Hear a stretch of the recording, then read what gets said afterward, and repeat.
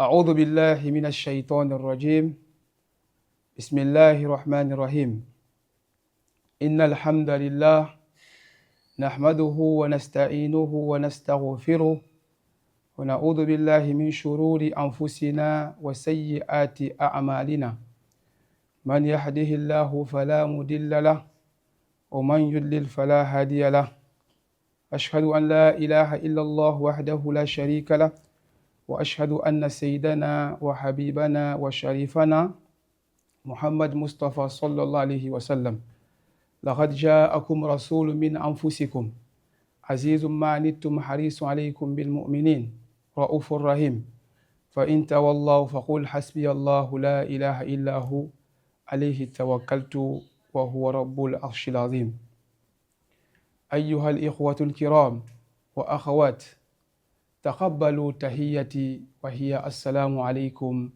ورحمة الله تعالى وبركاته. Alhamdulillah Rabbil Alamin, louange à Allah, le créateur des cieux et de la terre. Bismillahirrahmanirrahim, au nom d'Allah, le tout miséricordieux, le très miséricordieux.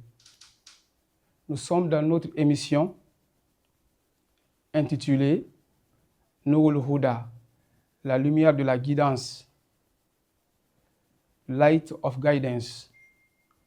Cette émission, aujourd'hui, le thème que nous avons consacré aujourd'hui, c'est sur les mérites des 10 dernières nuits du mois de Ramadan. Sur ce, on va essayer de lire un passage. Alhamdulillah alladhi balaghana shahra Ramadan wa ja'ala fihi nafahat wa barakat. Louange à Allah qui nous a permis d'atteindre le mois de Ramadan et il a placé des souffles de miséricorde et des bénédictions. Ashhadu an la ilaha illallah wahdahu la sharika lah wa ashhadu anna sayyidana abduhu wa rasuluhu. J'atteste qu'il n'y a de divinité digne d'adoration qu'Allah, seul, sans associé, et j'atteste que Muhammad est son serviteur et son messager. Ibadallah, ittaqullaha ta'ala, wa'alamu annana mustaqbiluna lidukhuli fi a'zami layali al-am. Ô serviteurs d'Allah, craignez Allah, le très haut, et sachez que nous sommes sur le point d'entrer dans les plus grandes nuits de l'année, les 10 dernières nuits de Ramadan. Le prophète Muhammad sallallahu alayhi wa sallam, on le sait dans un hadith avec la version anglaise, on dit each prophet was sent for a nation, but I have been sent for all of mankind. Qu'est-ce que cela voudrait dire?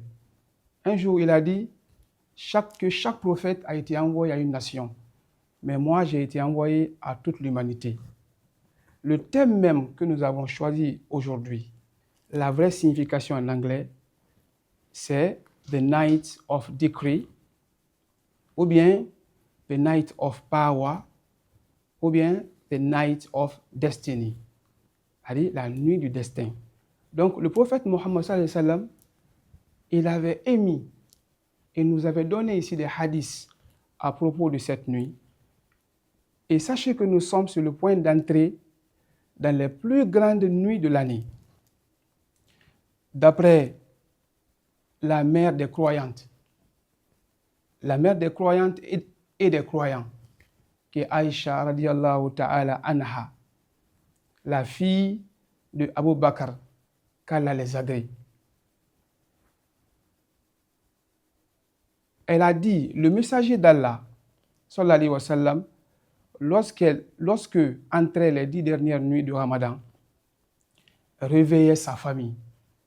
Il avait l'habitude ici de réveiller toute sa famille. Veillait la nuit en prière et se consacrait pleinement à l'adoration. Rapporté par Al-Bukhari et Muslim. Il pratiquait également la retraite spirituelle qu'on appelle intikaf. Lorsqu'on arrive à ce niveau-là, on va s'arrêter, on va essayer d'élucider la partie-là. Parce que les gens, n'arrivent pas à faire la différence entre intikaf et qiyamul layl. Voici la différence. Intikaf, comme son nom l'indique, c'est la retraite spirituelle. Le prophète sallallahu alayhi wa sallam avait l'habitude de quitter chez lui, dans sa maison, pour partir résider dans une mosquée, dans un lieu de culte, là où il passait, disons, ses 10 dernières nuits. Il pouvait quitter là-bas juste, sauf pour des cas de force majeure, sauf pour les cas de décès, ou bien des incidents. Donc, d'après la mère des croyants, Aïcha bint Abi Bakr, quand elle les agrée, elle a dit, le messager d'Allah, sallallahu alayhi wa sallam, lorsque entrait les 10 dernières nuits du Ramadan, réveillait sa famille. Donc, ça c'est un bel exemple que tous les parents doivent adopter pour en faire mieux, pour réveiller, disons, sa famille. Parce que dans le Coran, Allah subhanahu wa ta'ala, le Coran qui est ici, disons, la constitution de l'islam, Ad-Dustur ul-Umma. Ad-Dustur signifie en arabe la constitution. Donc, c'est l'un des noms ici, disons, du Coran. Dans le Coran, Allah subhanahu wa ta'ala dit Wa amur ahlaka bis-salah wastabir alayha, et commande la prière à ta famille et sois assidu. Et réveille toute sa famille, veillait la nuit en prière et se consacrait pleinement à l'adoration, rapporté par Al-Bukhari. Donc, nous avons expliqué ici la retraite spirituelle durant ces nuits. Recherchant la nuit du destin, Laylatul Qadr, à propos de laquelle Allah, exalté soit-il, dit dans la sourate, le Coran, Inna anzalnahu fi laylatil qadr. Wama adraka ma laylatul qadr. Laylatul qadri khayrun min alfi shahr. تنزل الملائكة والروح فيها بإذن ربه من كل أمر سلام هي حتى مطلع الفجر. Nous l'avons certes fait descendre le Coran pendant la nuit d'Al-Qadr. Et qui te dira ce qu'est la nuit d'Al-Qadr? La nuit d'Al-Qadr est meilleure que 1000 mois. On va essayer de faire un peu, disons, les maths. 1000 mois divisé ici, disons, par 12 mois. On sait que dans une année, il y a 12 mois. Donc, 1000 divisé par 12, nous allons avoir ici 83, et quelques poussières. Donc, c'est ça.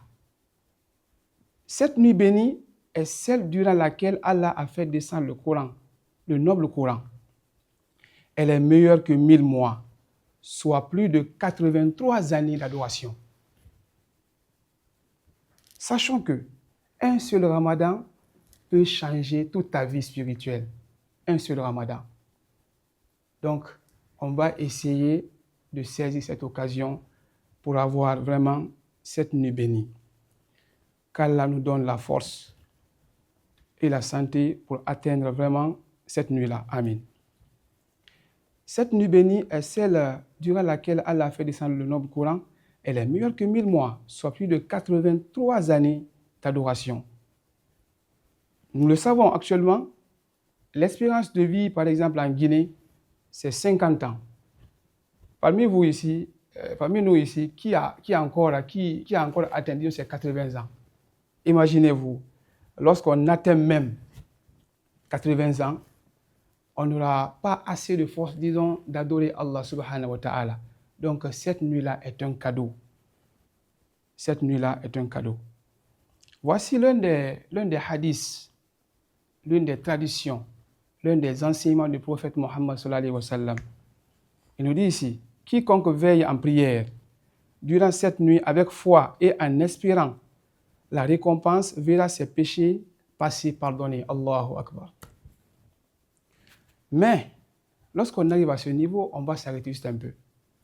On ne peut pas rechercher cette nuit-là en s'asseyant dans son salon avec sa femme, ta femme te dit pas, toi aussi tu dis ma, non, c'est pas ça, blague. Ou bien en regardant comme ça, disons la série. Non. Cette nuit-là, on la recherche dans la prière, dans l'adoration, la dévotion. Ô serviteur d'Allah, la nuit du destin se trouve dans les 10 dernières nuits et plus probablement dans les nuits impaires. Voilà. La 21e, la 23e, la 25e, la 27e et la 21e. Donc c'est ça. Nous savons que 1 est un nombre impair, 3 aussi, 5, 7 et 9. Donc, on peut rechercher cette nuit-là, c'est entre, disons, ces chiffres-là, la 21e, la 23e, la 25e, comme l'a dit le prophète Mohammed alayhi afdalu salatu wassalam. Il nous a dit, warju layali al-witr, al-hadi wa ishrun, wal-hadi wa ishrun, al-thalith wa ishrun, al-khamis wa ishrun, al-sabi wa ishrun, والتاسع وعشرون فمن كل أمر الله فضل كما أشار الله إلى ذلك قوله تعالى عز وجل. Donc, parmi ces mérites, Allah subhanahu wa ta'ala dit, durant celle-ci descendent les anges. Tous les anges ce jour-là seront, disons, sur cette terre-là, ainsi que l'esprit. On va s'arrêter ici. Et l'esprit là, c'est l'ange Gabriel, communément appelé Jibril, alayhi salam. Lui aussi, il sera sur la terre. Par permission de leur Seigneur, pour tout ordre, on va un peu élucider encore la partie là. C'est ce jour-là, le nombre de décès, le nombre de, disons, de naissances, hein? C'est ce jour-là que Dieu va tout décider par rapport au destin de ses créatures. Ceux qui vont devenir riches, c'est pendant cette nuit-là que Dieu va tout décider. Le nombre de personnes qui doivent mourir. Donc, en un mot, Dieu va tout décider ce jour-là.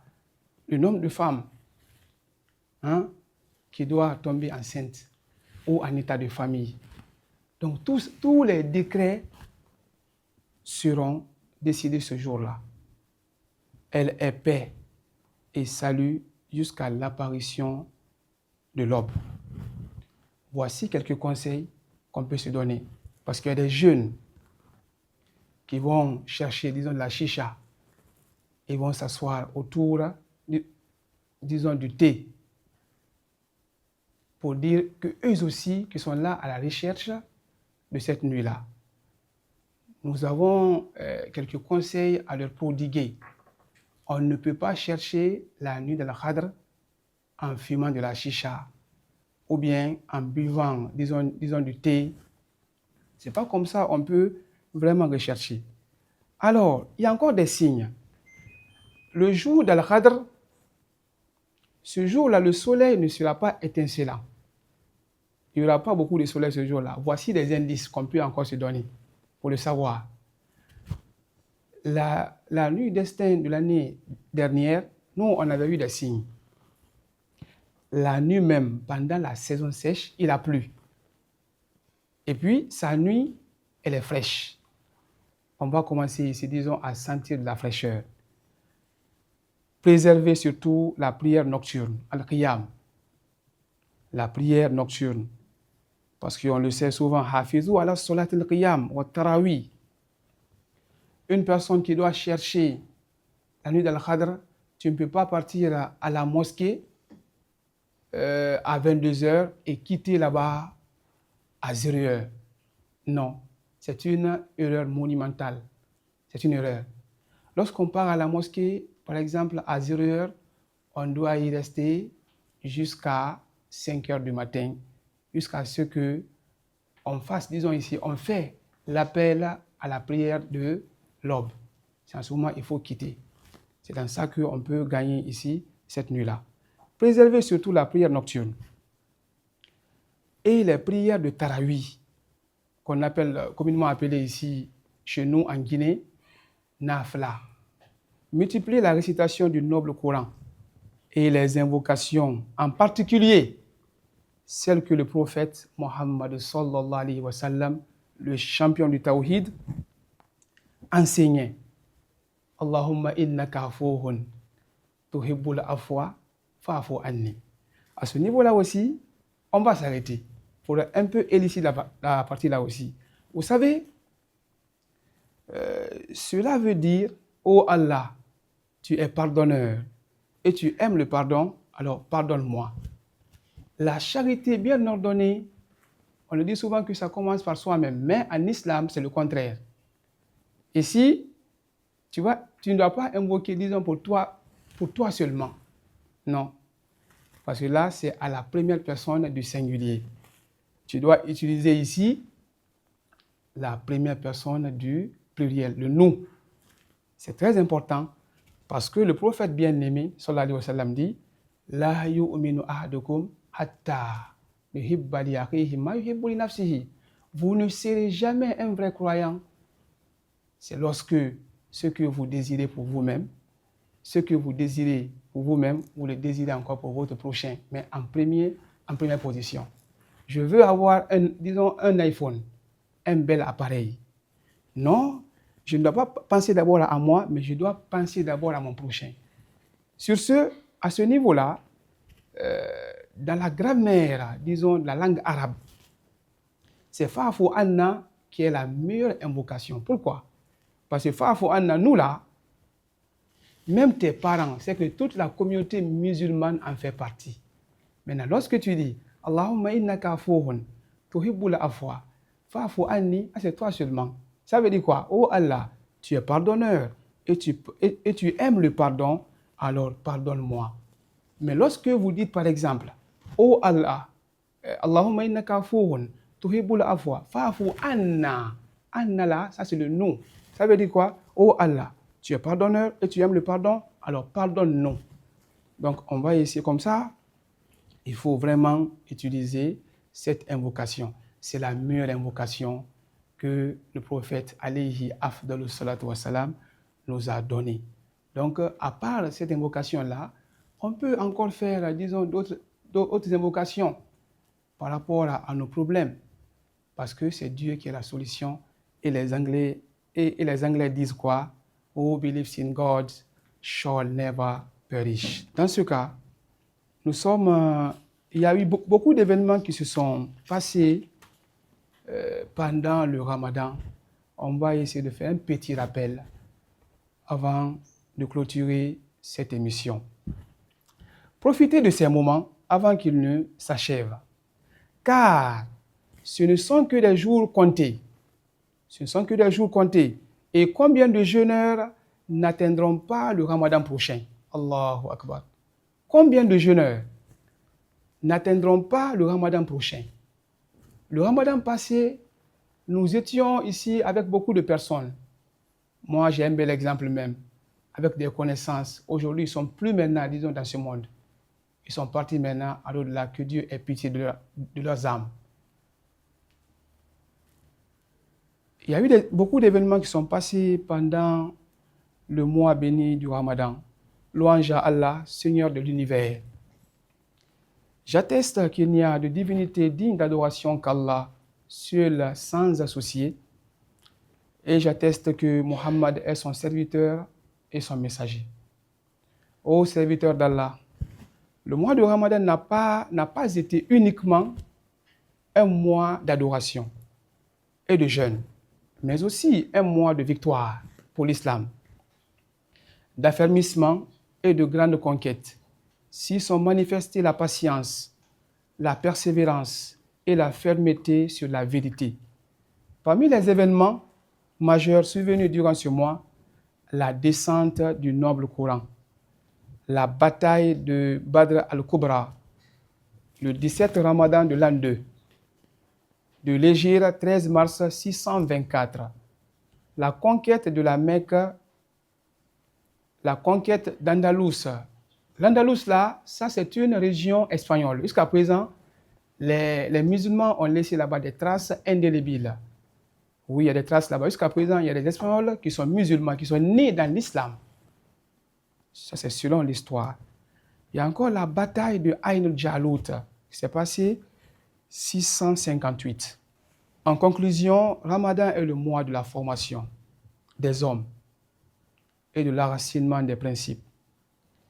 La victoire est liée à la foi, à la patience et à l'obéissance. Que Ramadan soit pour nous un mois d'effort intérieur par lequel nous triomphons de nos passions. Amin ya Allah. Allahumma ballighna laylatul qadr. Qu'Allah fasse qu'on puisse atteindre cette nuit que nous recherchons. Amin ya Allah. En conclusion, je vais essayer de formuler des invocations pour notre PDG. Qu'Allah lui donne une santé de fer dans la longévité. Qu'Allah donne aussi une longue vie à notre vaillante directrice. Et qu'Allah mette de la baraka dans cette émission et dans cette télévision. Et qu'Allah fasse qu'il y ait la paix dans ce pays et dans tout le monde entier. Nous sommes dans l'émission Nour al-Huda, la lumière de la guidance. Allahumma rabbana atina fid dunya hasana wa fil akhirati hasana wa qina azaban nar. Inna Allaha wa malaikatahu yusalluna ala nabi ya ayyuhalladhina amanu sallu alayhi wa sallimu taslima. Allahumma hawwin alayna sakaratil maut wa najjina minan nar. Allahumma hawwin alayna sakaratil maut wa najjina minan nar. سلام سبحان ربنا رب العزة عما يصفون وآخر دعوانا أن الحمد لله رب العالمين والسلام عليكم ورحمة الله تعالى وبركاته.